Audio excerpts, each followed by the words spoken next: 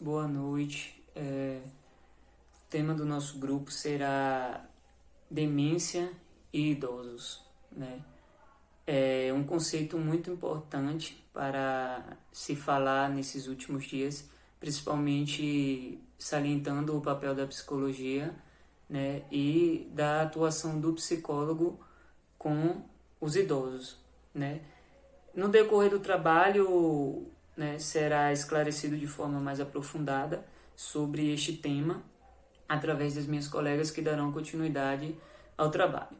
Sabe-se que a demência são alterações neuropsicológicas na vida dos idosos, né? São doenças que são provenientes do envelhecimento e notamos que o envelhecimento é um fator comum na vida de todas as pessoas, né?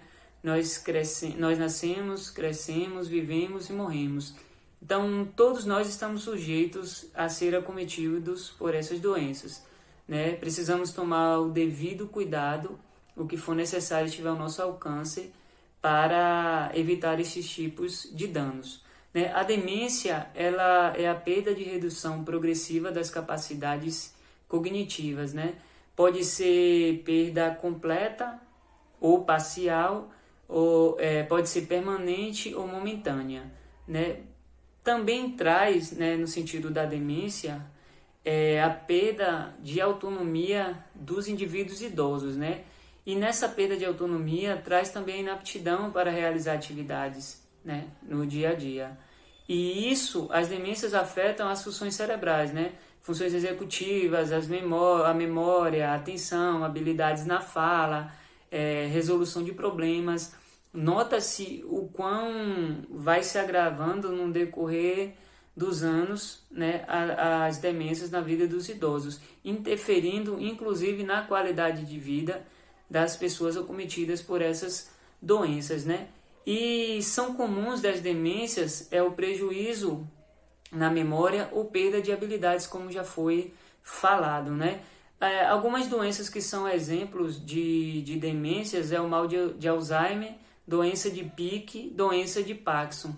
São as doenças mais conhecidas hoje, atualmente, né, que acometem os idosos.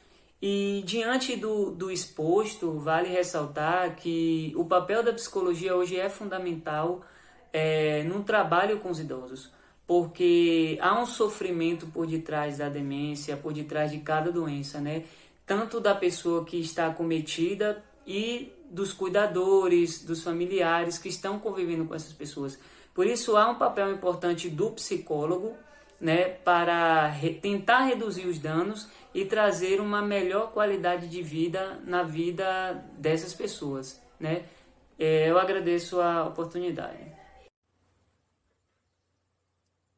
No presente estudo sobre demência e idosos, vimos que, historicamente, até meados do século XIX, o termo demência tinha a conotação de abolição do pensamento, assim como uma manifestação de loucura. A partir daí, surgem importantes pesquisas em psiquiatria, elaboradas por psiquiatras como Pinel, Esquirol e Boll, e esse conceito passa a ser relacionado com afecções cerebrais associadas a um comprometimento intelectual.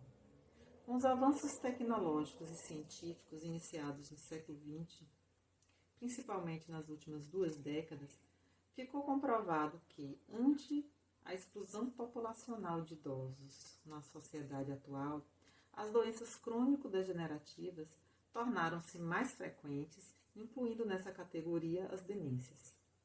Na presente revisão, encontramos diversos conceitos acerca de demência, todos convergindo ao entendimento de tratar-se de um acometimento grave das funções executivas, que tendem a piorar bastante com a idade.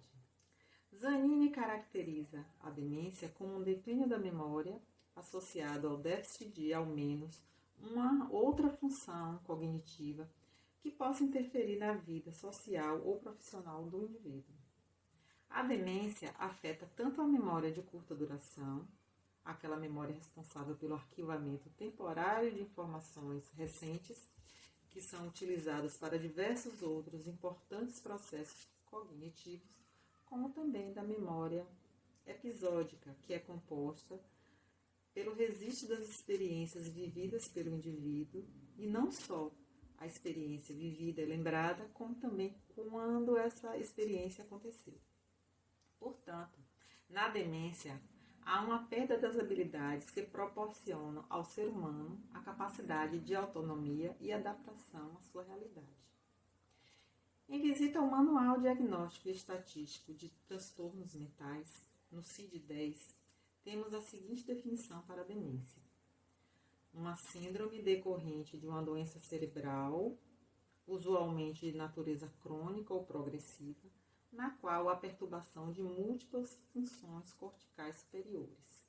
Essa síndrome pode afetar primariamente o cérebro, como em doenças e lesões cerebrais, ou secundariamente, decorrente de doenças que afetam múltiplos órgãos.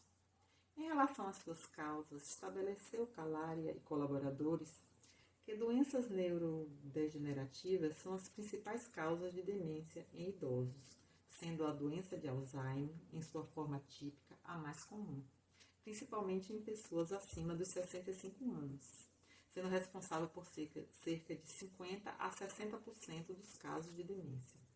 A autora cita também outras causas dos quadros de demências, mas que são menos frequentes, que são as demências corpus de Levy e a demência frontotemporal. Explica Leber que a demência frontotemporal é mais frequente no período pré-senil, isto é, entre os 45 e 65 anos. Mas um número bastante expressivo de pacientes começam a manifestar essa doença após os 80 anos. Outros sintomas que se apresentam são impulsividade, desinibição, indiferença afetiva, apatia e perda das regras sociais. Outro dado importante apresentado por Perry é que a memória episódica fica bastante comprometida na demência frontotemporal, só que ela é muito pior e mais grave na doença de Alzheimer. A amnésia, por outro lado, acontece em ambos os casos. Outros sintomas como Parkinson, alucinações visuais recorrentes, flutuações cognitivas, também podem estar presentes na doença frontotemporal.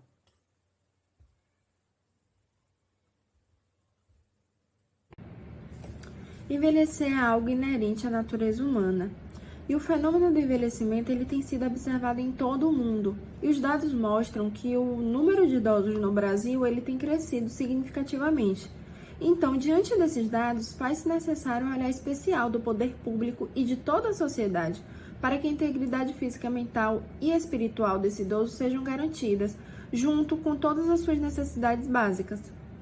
Lopes e Rabelo consideram que, em razão do aumento expressivo de idosos no país, deve-se levar em conta também a presença desses idosos que estão em processo de demência no seu ambiente familiar e chamam a atenção para os cuidados especiais que devem ser dispensados a eles, independente de patologias. Então é necessário que esse olhar especial eles estejam também voltados às famílias que são responsáveis por esses idosos. Porque à medida que eles envelhecem, eles podem começar a perder a memória, apresentar dificuldades de aprendizagem, terem mudanças corporais que são próprias do envelhecimento, doenças relacionadas à velhice, tendência à depressão, solidão, entre outras coisas. E também, com o aumento dessa população idosa, é esperado o aumento de várias outras doenças crônicas. E a demência ela se destaca como a causa principal do comprometimento funcional da qualidade de vida desse idoso, sendo que a prevalência da demência ela duplica em pessoas a partir dos 60 anos de idade, tendo uma evolução progressiva, podendo assim passar despercebida pelos familiares. Então é necessário que se pense sobre políticas públicas que atendam a essa população em crescimento no Brasil, promovendo a qualidade de vida desse idoso juntamente com os seus cuidadores. Segundo Zenini, a doença de Alzheimer é apontada como a principal causa de demência, representando de 50% a 70% dos casos confirmados. O próprio Zenini relata que o primeiro sintoma é o declínio da memória, seguido da desorientação espacial e os aspectos cognitivos. A doença de Alzheimer ocorre principalmente a partir dos 65 anos de idade, sendo menos comum em indivíduos com menos de 45 anos. E as primeiras manifestações é comprometimento cognitivo leve em decorrência da amnésia.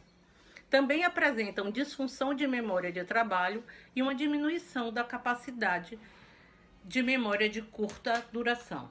Fuentes traz a informação que confirma o que Zenini diz, de que a doença de Alzheimer se caracteriza principalmente por déficit progressivo de memória associado ao comprometimento de outras funções cognitivas.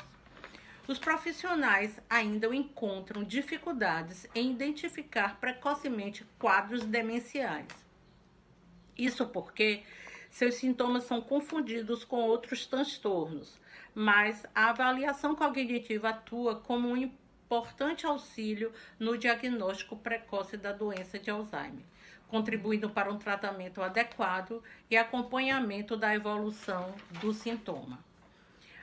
Segundo Machado, o conhecimento sobre o grau de interesse e interação do idoso com demência em um ambiente multissensorial poderá contribuir para o manejo de situações comportamentais, como agitação, irritabilidade e apatia, assim como para o manejo do humor e da baixa interação do idoso no ambiente institucional. Então, de posse dessas informações, elas podem ser utilizadas na elaboração de novos ambientes sensoriais em espaços coletivos de convivência do idoso com demência e que esteja de acordo com suas necessidades. Machado ainda relata que é importante salientar que o diagnóstico da demência precisa ser obtido de forma multifatorial. Os testes neuropsicológicos são apresentados como um importante instrumento no diagnóstico da demência, mas sua interpretação precisa ser atrelada a outros dados obtidos do paciente, como anamnese, exames laboratoriais, dentre outros, para que se tenha um diagnóstico seguro. Ainda de acordo com Machado, os serviços de assistência ao sujeito com demência carece de organização e melhoria das condições de assistência multidisciplinar, em diferentes níveis de atenção e em diferentes fases da doença, sobretudo para aqueles que estão na fase moderada e grave. O psicólogo tem um papel fundamental quando se trata da questão do idoso. Ele deve fazer parte de uma equipe multidisciplinar, mas não deve ser o responsável por promover a cura da doença, e sim mitigar os danos, o sofrimento e os sintomas apresentados por ela. Para Machado, o uso de terapias complementares não farmacológicas para o idoso com demência apresenta-se como uma abordagem promissora que deve ser utilizada em instituições de longa permanência a fim de obter uma melhora nas alterações emocionais e comportamentais. Para Neto, o psicólogo surge com o objetivo de avaliar perturbações emocionais e mentais e de adaptação social, bem como acompanhar o paciente durante o seu tratamento.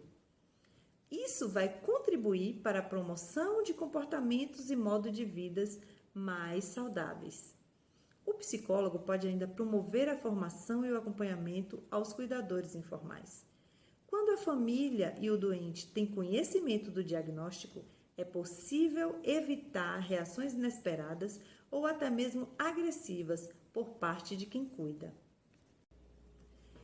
Em uma entrevista realizada com a psicóloga Ana Caroline Moura Cabral, que é especialista em psicologia social e tem uma vasta experiência de trabalho com as demandas da pessoa idosa e do envelhecimento humano, ela relata que no atendimento psicoterapêutico é necessário observar alguns aspectos, como aprendizado, memória, linguagem, função executiva, habilidades visuais, de construção, de cognição social, a relação das emoções, sentimentos e representações, o relacionamento do familiar e cuidadores com esse paciente, sempre relacionando a demanda com a fase do desenvolvimento humano do paciente. E para os profissionais de psicologia, ela ainda diz que eles podem fazer uso de testes, escalas e outros instrumentos, sempre observando a queixa porque os quadros demenciais podem ser temporários, quando ele for associado a alguma outra patologia. E as contribuições das psicologias em quadros de demências podem ser desenvolvidas no processo de educação e saúde, no atendimento da clínica tradicional, para pacientes e cuidadores, observando sempre as dimensões do humano e jamais restringindo o paciente ao diagnóstico, ao rótulo. Ela ainda relata que na entrevista e na escuta é que se vai entender o que é fisiológico e o que é psíquico, ou seja, o que está relacionado com o fisiológico e o que está relacionado com o psíquico. De acordo com as pesquisas, a demência é uma resposta cognitiva insidiosa, desadaptada, que compromete a capacidade intelectual do idoso e interfere nas atividades sociais ocupacionais costumeiras. Um transtorno que pode ser progressivo, estático, permanente ou reversível.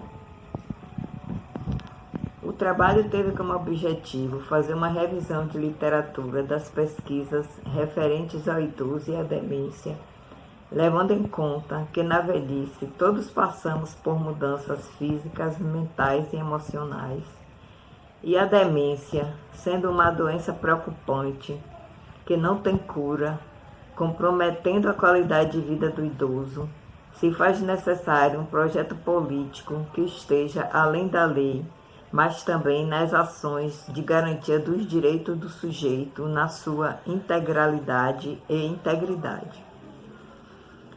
Então, no cuidado do idoso com demência, há necessidade de uma equipe multidisciplinar e o psicólogo deve fazer parte dessa equipe, não como aquela que vai promover a cura da doença, mas como aquela que vai administrar tratamentos paliativos que promovam a diminuição ou atraso nos sintomas cognitivos, comportamentais e funcionais da demência, melhorando assim a qualidade de vida desse idoso com demência, permitindo que na atuação o psicólogo proporcione a esse idoso com demência uma diminuição do seu sofrimento, como também de seus cuidadores. Que o psicólogo, no tratamento com o idoso, deve assistir também os familiares, o cuidador, para que eles possam descobrir a melhor maneira de tratar aquele paciente. Há uma construção de uma imagem positiva do psicólogo, mas como ainda existem questões não esclarecidas sobre a função em que ele poderá intervir, ainda há um longo caminho a se percorrer, considerando que ele tem um papel fundamental quando se trata da questão do idoso. O ideal mesmo é pensar em uma velhice saudável, com qualidade de vida, começando desde a juventude a investir nos cuidados com a saúde, mantendo uma avaliação periódica, adotando hábitos saudáveis, praticando atividade física. Dessa forma, é possível usufruir de uma velhice salutar e desfrutar da vida com familiares e amigos de forma autônoma e independente.